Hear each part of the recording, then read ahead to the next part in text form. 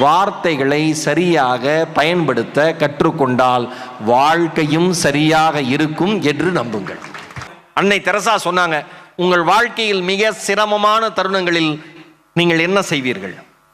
பிரார்த்தனை, பிரார்த்தனை, பிரார்த்தனை. பிரார்த்தனையை தாண்டிய ஒரு சக்தி இந்த உலகத்தில் வேறு எதுவும் இல்லை என்று சொன்னார் அன்னை தெரசா. உங்க குழந்தைங்களுக்கு சொல்லுங்க, ஒழுக்கம், கேரக்டர் அப்படிங்கிறது எப்படி இருக்கணும் சொல்லி கொடுங்க. நான் இங்க இருக்கிற எல்லாத்தையும் கேட்கிறேன், ஒரு விதை வளர்கிற பொழுது சத்தம் இல்லாமல் வளரும், மரமா வளர்றப்ப கரெக்டா எந்த சத்தமும் இருக்காது. ஒரு விதை வளர்கிற பொழுது, மரமாகிற பொழுது அது சத்தம் இல்லாமல் தான் வளரும். ஆனால் அந்த மரம் விழுகிற பொழுது அதிக இரைச்சலுடன் விழும். வெற்றி சத்தம் இல்லாமல் வரும், அழிவு பேர் இரைச்சலோடு வரும்.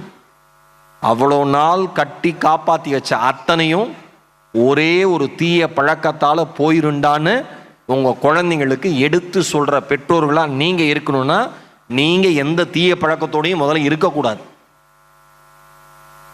அது ரொம்ப ரொம்ப ரொம்ப முக்கியம். எங்கள் HOD சார் சொல்லுவார், டாக்டர் சிவச்சந்திரன் ஐயா, நீங்கள் சொல்லி உங்கள் குழந்தைங்க கேட்கலைன்னா உங்கள் வாக்கில் சத்தியம் இல்லைம்பார். நீங்கள் உங்களை தகுதிப்படுத்தி கொண்டு உங்கள் குழந்தைகளுக்கு அறிவுரை சொல்லுங்கள்பார். இங்கே இருக்கிற அத்தனை பேரண்ட்ஸுக்கு அதான் சொல்கிறேன், நல்லா குழந்தைங்களை செலிப்ரேட் பண்ணுங்க.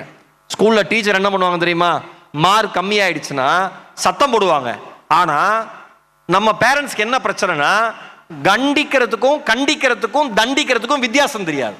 ஆனால் ஆசிரியர்கள் அதை சரியாக செய்வாங்க. எப்போ கண்டிக்கணும், எப்போ தண்டிக்கணும், எப்போ தட்டி கொடுக்கணும், இது மூன்றும் தெரிந்த ஒரே வித்தைக்காரர்கள் இந்த உலகத்தில் ஆசிரியர்கள் மட்டும்தானே தவிர வேற யாருமே கிடையாது. கரெக்டா எஜுகேட் பண்ணுவாங்க குழந்தைங்களுக்கு. இப்படி பண்றா, இப்படி பண்றா, இப்படி வந்துடலாம்டா, நான் அப்படி சத்தம் போட்டேன் அதெல்லாம் ஃபீல் பண்ணாத சொல்லுவாங்க. உங்கள் குழந்தைகளை கொண்டாடுவார்கள். நீங்க குழந்தைகளை கொண்டாடுங்க, உட்கார்ந்து குடும்பத்தோட பேசுங்க. எவ்வளவு பிஸியா இருந்தாலும் முடிந்த வரை ஒரு வேளை உணவாவது உங்கள் குழந்தைகளுடன் சேர்ந்து அமர்ந்து சிரித்து பேசி சாப்பிட பழகுங்கள். என்னோட ரெக்வெஸ்ட், ஹம்பிள் ரெக்வெஸ்ட், ஒரே ஒரு டின்னர் ஃபேமிலியோட சேர்ந்து சாப்பிடுறது எவ்வளவு பெரிய விஷயத்தை கிரியேட் பண்ணுங்கிறது ஒரு மாசம் பண்ணி பாருங்க. அந்த மேஜிக்ல என்ன வேணா நடக்கும். ஆனா சாப்பிட்றப்ப படிப்பை பத்தி பேசாதீங்க.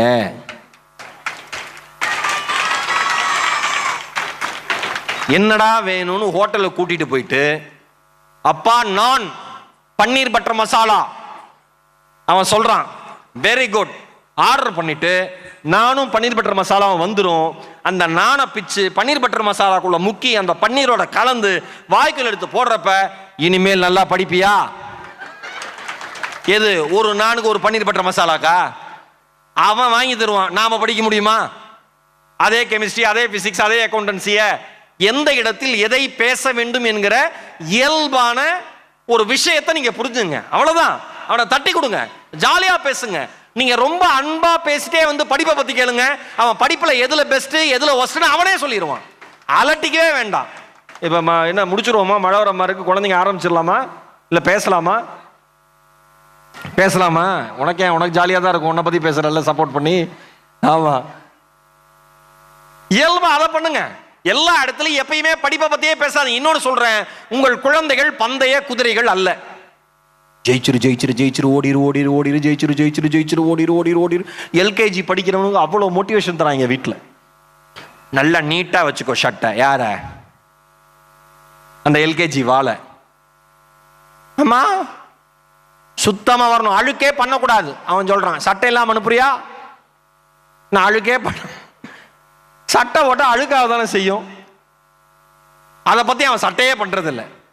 அவனுக்கு வரணும், விளையாடணும், குழந்தைங்களோட ஃப்ரெண்ட்ஸோட கீழே உருளணும், பொறளணும். இதை வச்சுதான் ஒரு அட்வர்டைஸ்மெண்ட்டே எடுத்தாங்க, கரை நல்லதுன்னு. அவன் எப்படி மார்க்கெட்டிங் யோசிக்கிறான் பாருங்க.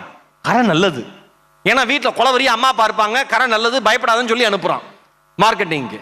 நல்லா விளையாட்டும், கசங்காம இருக்கிறதுக்காக. சார் கசங்குன்னு தெரிஞ்சு தானே சார் ஷர்ட் அயன் பண்ணி போடுறோம், கரெக்டு தானே சார்?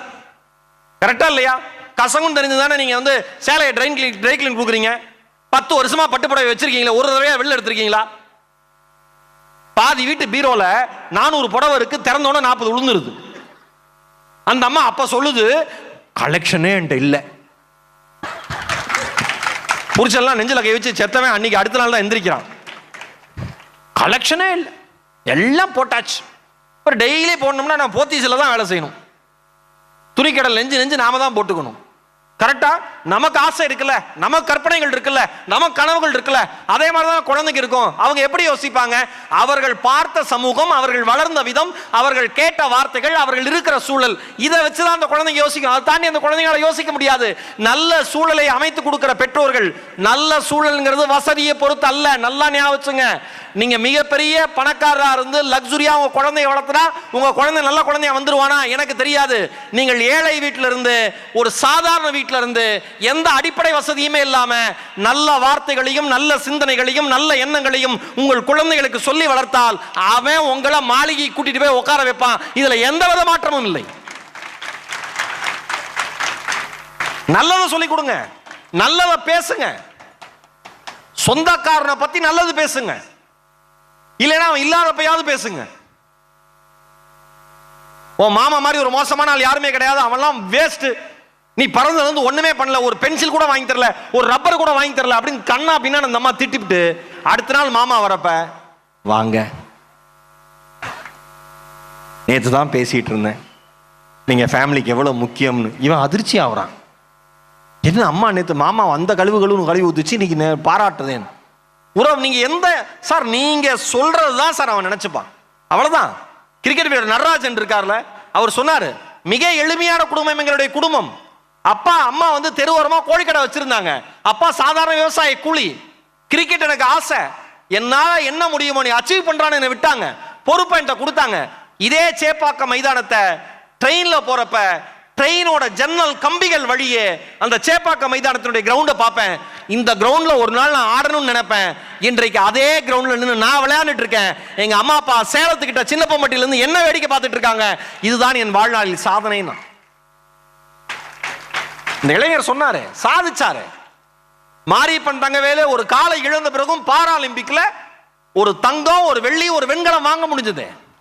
என்றைக்கு பெற்றோர்கள் உங்கள் குழந்தைகளை நம்புகிறீர்களோ ஒருபோதும் உங்கள் நம்பிக்கையை உங்கள் குழந்தைகள் வீணாக்காது என்று நம்புங்கள். நான் தமிழ் எடுத்து படிக்கிறேன்னு சொன்னேன். எங்க அப்பா சொன்ன முதல் வார்த்தை என்ன தெரியுமா? டேய், இதுல ஃபியூச்சர் இருக்குமோ ஃபியூச்சர் இல்லையோ அதை பத்திலாம் எனக்கு கவலை இல்லை. பொறுப்பு உன்னோடது, முடிவு உன்னோடது, விளைவும் உன்னோடது. நாளைக்கு படிச்சு முடிச்சு வேலை கிடைக்கலன்னு வீட்டுக்குள்ள வந்துடக்கூடாது. 10 பைசா செய்ய மாட்டேன். நான் சம்பாதிக்கிறது எனக்கும் என் மனைவிக்கும் தான், உங்க அம்மாவுக்கும் தான், உனக்கு செய்யறதுக்காக இல்லை. நீ படிச்சு நீ முன்னேறினாதான் உனக்கு காசுன்னு சொன்னார். பொறுப்பை எங்ககிட்ட கொடுத்தாரு. அந்த பொறுப்பை காப்பாற்ற வேண்டிய அவசியத்தை நான் உணர்ந்து கொண்டேன்.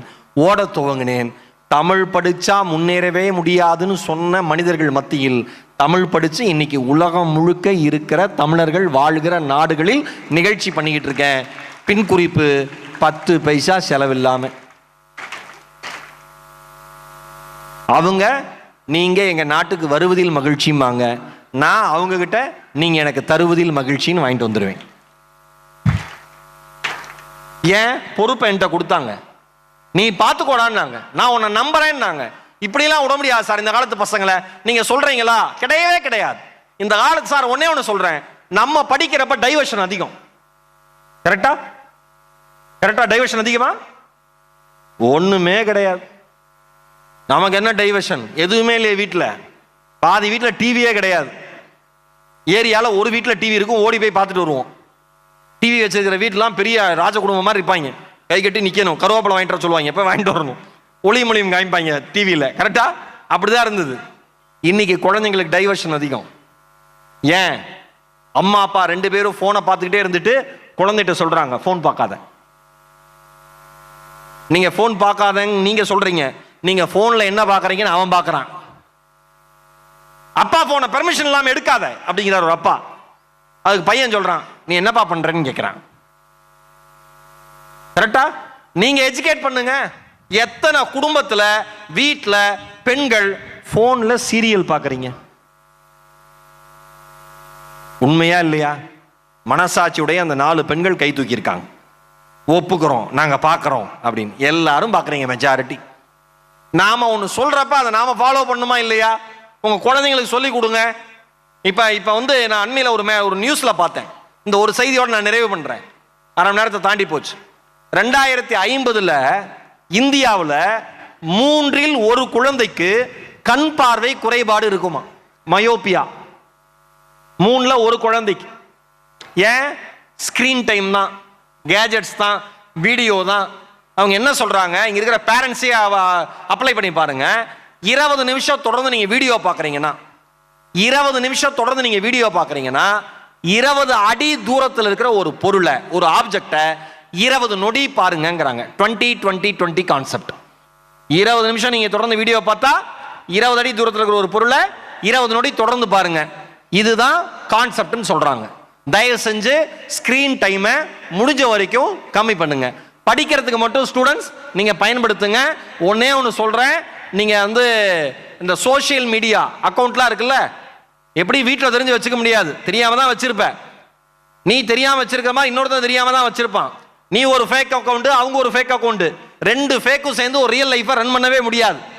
அந்த தெளிவில் நீங்க தெளிவா இருந்துக்கோங்க. சோசியல் மீடியா மூலியமா வர கான்டாக்டை நம்பவே நம்பாதீங்க அப்படிங்கிற விஷயத்தை பணிவன்போடு ஸ்டூடெண்ட்ஸுக்கு நான் சொல்ல கடமைப்பட்டிருக்கேன். உங்க அம்மா அப்பா நல்லா இருக்கியான்னு கேட்டா நீ சந்தோஷப்படு, ஊர்ல எவனோ ஒருத்தர் நல்லா இருக்கியான்னு கேட்டா நீ சந்தோஷமே படாத.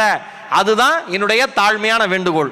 பெற்றோர்களுக்கு ஒரு விஷயம் சொல்றேன், தொடர்ந்து உங்கள் குழந்தைகளை பாராட்ட கற்றுக்கொள்ளுங்கள், தொடர்ந்து உங்கள் குழந்தைகளை உற்சாகப்படுத்த கற்றுக்கொள்ளுங்கள். உங்கள் குழந்தைகளுக்கு பாடம் எடுக்கிற ஆசிரியர்களை நம்புங்கள், அவர்களை மதியுங்கள். உங்கள் குழந்தைகள் படிக்கிற பள்ளியினுடைய நிர்வாகத்தினுடைய விதிமுறைகளை உங்கள் குழந்தைகள் போலவே நீங்களும் பின்பற்றுங்கள். 5வது, உங்கள் குழந்தைகள் எவ்வளவு தோல்வியை சந்தித்தாலும் தோல் கொடுப்பதற்கு நாங்கள் இருக்கிறோம் என்று சொல்லி அவனை உற்சாகப்படுத்துங்கள். இந்த 5 ரூலை நீங்க ஃபாலோ பண்ணுங்க. ஸ்டூடெண்ட்ஸ்க்கு 5 ரூல். எந்த காரணம் கொண்டும் ஆசிரியர்களையும் பெற்றோர்களையும் ஏமாற்றுவதற்கு முயற்சி செய்யாதீர்கள். அவங்களை ஏமாத்தினா நீங்க உங்களை ஏமாத்திக்கிற மாதிரி. 2வது விஷயம், தினசரி செய்தித்தாள்களை படியுங்கள், அது குறித்து குறிப்பெடுக்க கற்றுக்கொள்ளுங்கள். 3வது, உங்கள் தாய்மொழி தவிர, ஆங்கிலம் தவிர மீதம் 2 மொழிகளை, மிச்சம் ஒரு தேசிய மொழியும் ஒரு பன்னாட்டு மொழியும் தயவு செஞ்சு கத்துக்கோங்க. லாங்குவேஜ் ஸ்கில் ரொம்ப ரொம்ப முக்கியம்.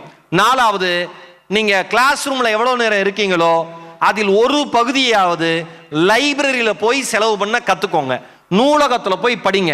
5வது, டெக்னாலஜி நம்மளை டெவலப் பண்றதுக்கான ஒழிய கீழே இறக்கிறதுக்கு இல்லைங்கிற தெளிவோட டெக்னாலஜியை யூஸ் பண்ணுங்க. நீங்க 5 பாயிண்ட் 2 பேரும் ஃபாலோ பண்ணுங்க. வாழ்வது ஒரு முறை, வாழ்த்தட்டும் இனி வருகிற தலைமுறை. நம் பிறப்பு தரித்திரமானாலும் இறப்பு சரித்திரமாக மாறட்டும். நாளைய வரலாறு நம் பெயர் பேசட்டும்.